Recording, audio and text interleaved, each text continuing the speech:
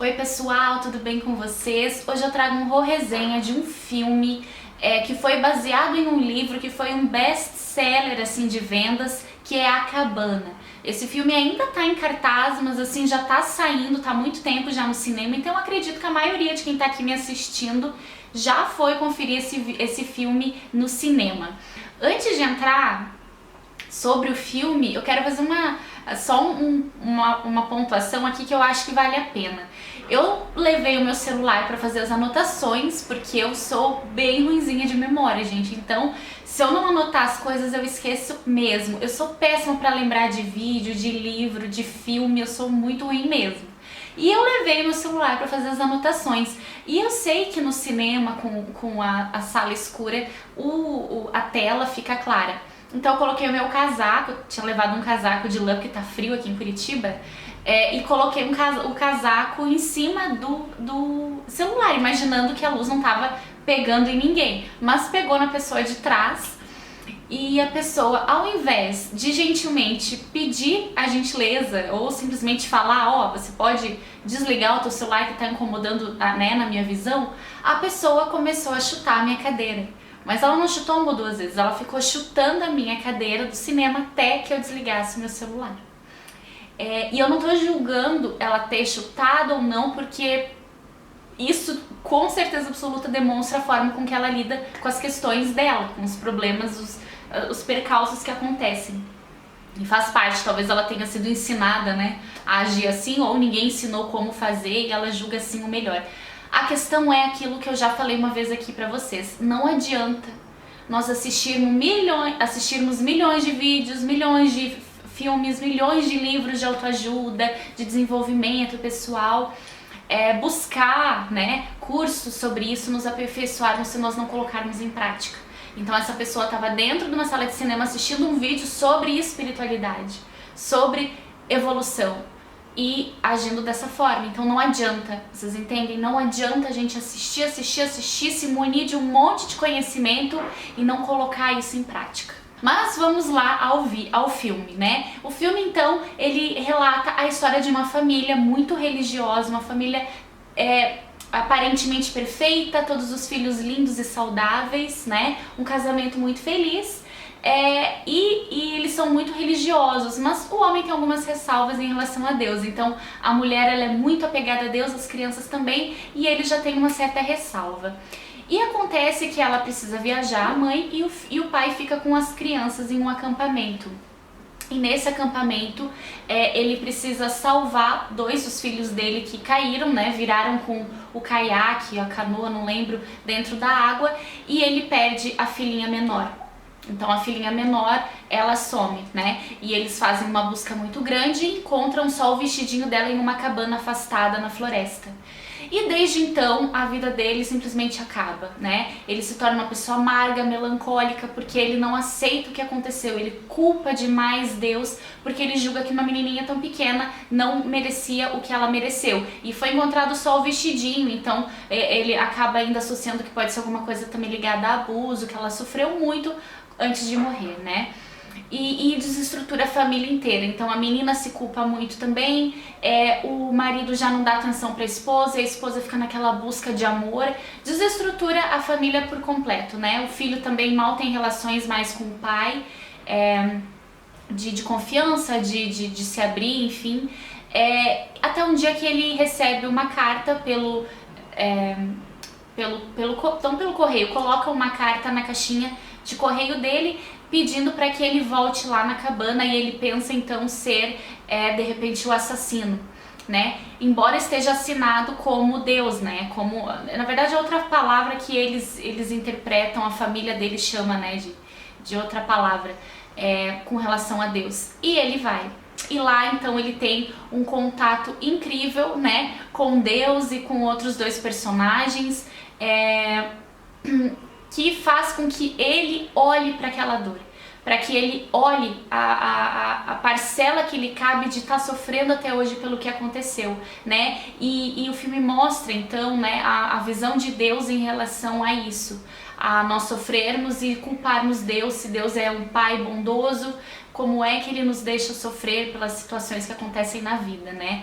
Então, sem fazer apologia a religiões, o filme realmente é incrível no que você pode tirar com relação à espiritualidade. E como a gente sempre faz aqui, hoje eu trouxe então algumas reflexões sobre o filme para nós conversarmos juntos.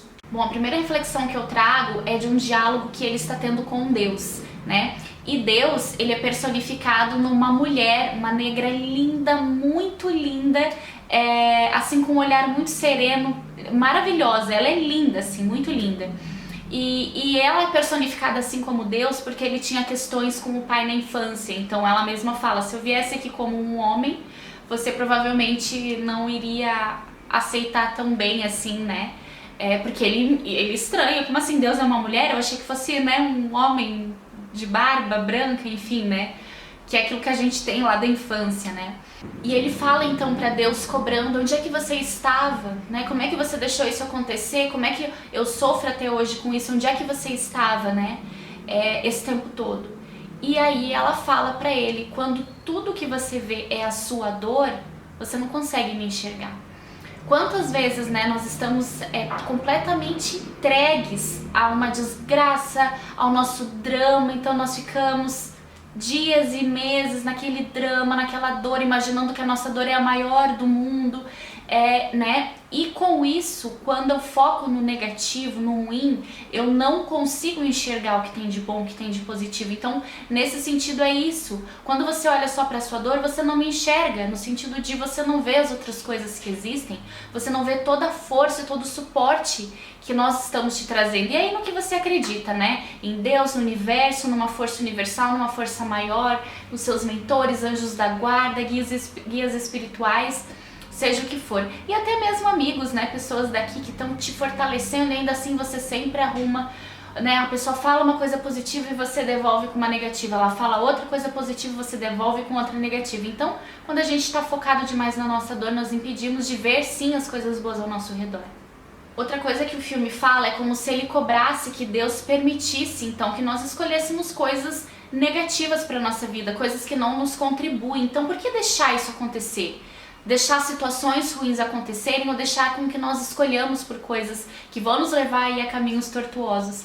E na visão dela, no papel de mulher, Deus fala, né, que na verdade as escolhas são baseadas no nosso livre-arbítrio. Nós temos o livre-arbítrio de escolher tudo, isso a gente sempre fala muito aqui, mas ele sofre junto com as nossas escolhas. Então, para quem às vezes está assistindo e não acredita em Deus, a gente não precisa levar para Deus sofrer com as nossas escolhas. A gente pode levar para os nossos pais, para os nossos amigos, para o nosso parceiro de vida, nossa parceira de vida, para os nossos filhos, nossos amigos. Quando nós escolhemos por algo que nos machuca, que nos fere, quando nós decidimos ir por um caminho que não é aquele o melhor para nós e nós continuamos estragando a nossa vida, quando estamos praticamente prestes a pular ali do precipício para nós nos afundarmos de vez, essas escolhas equivocadas, as pessoas que nos amam ao nosso redor sofrem junto, né? E muitas vezes a gente não quer uma opinião de alguma pessoa que nos ama, não quer saber de nada, é a minha visão, é isso que eu julgo, é isso que eu quero para minha vida. E as pessoas sofrem junto de nós. Então nós temos que entender que todo tipo de escolha geram consequências, boas ou não tão boas, mas sempre existem pessoas que que sofrem junto com isso, seja nas decisões boas e não tão boas, né? E nós temos que olhar para isso com responsabilidade. A minha vida não é única exclusivamente a minha vida diz respeito a mim. Nós somos todos interligados, né? Tanto a nível energético como a nível emocional. Então as pessoas ao nosso redor sofrem assim como nós sofremos também.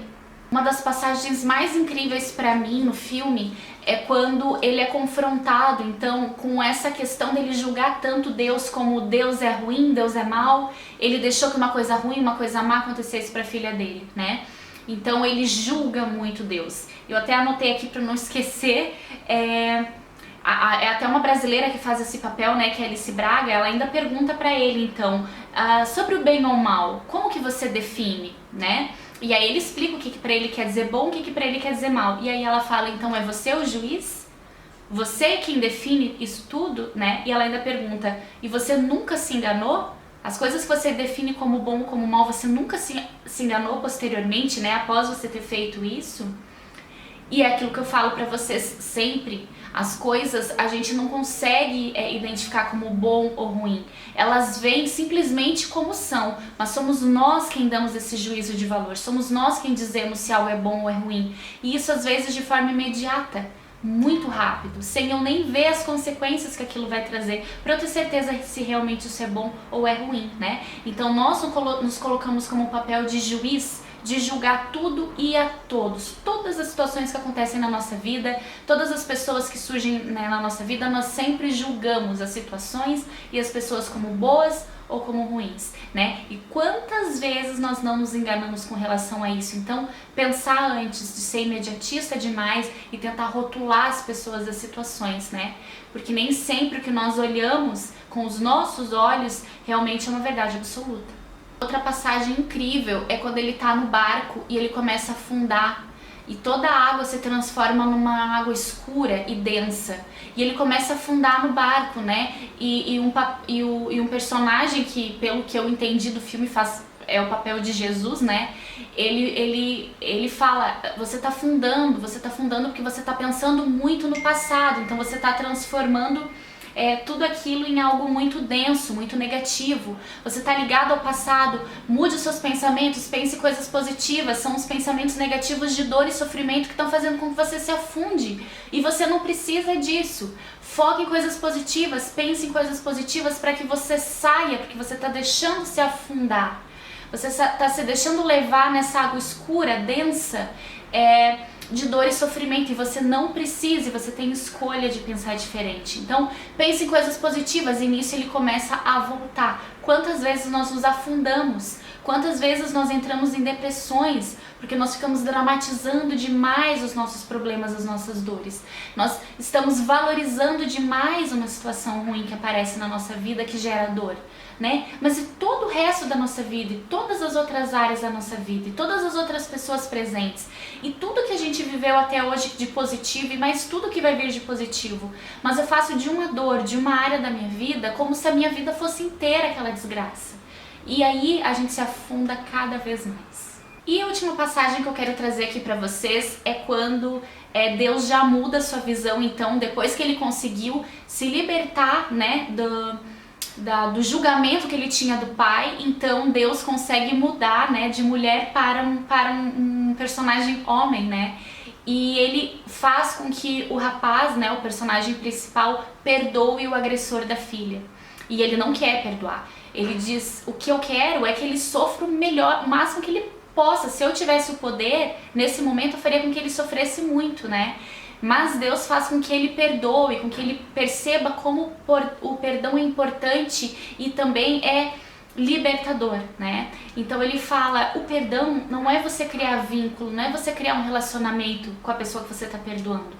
É você se liberar disso de dentro de você. Então, a gente imagina que, né, eu não vou dar esse gostinho pra ele, eu não vou, né, me humilhar, né? Não, você, é como se você estivesse criando não é, você tá desatando um nó, que você se prende a ele através de um laço emocional muito negativo. A gente já tem vídeo sobre perdão aqui no canal, né? E ele perdoa. Ele fala, né, eu te perdoo, né? Daí ele olha pra Deus e fala, tá, mas eu ainda tô com raiva. E Deus fala, mas isso é normal, não é esquecer. Perdoar não é esquecer, é você só se libertar disso. Tá muito recente, você acabou de dizer isso, né? Com o tempo as coisas vão melhorando e vão aliviando, né? Mas eu repito, a gente é muito imediatista, né? A gente quer tudo pra agora, e se não percebeu agora, então nem vou continuar. Se vocês tiverem outras reflexões, diferentes pontos de vista do meu, deixem aqui nos comentários pra gente trocar experiência, isso é muito legal, ok? Um beijo enorme pra vocês, e a gente se vê no próximo vídeo.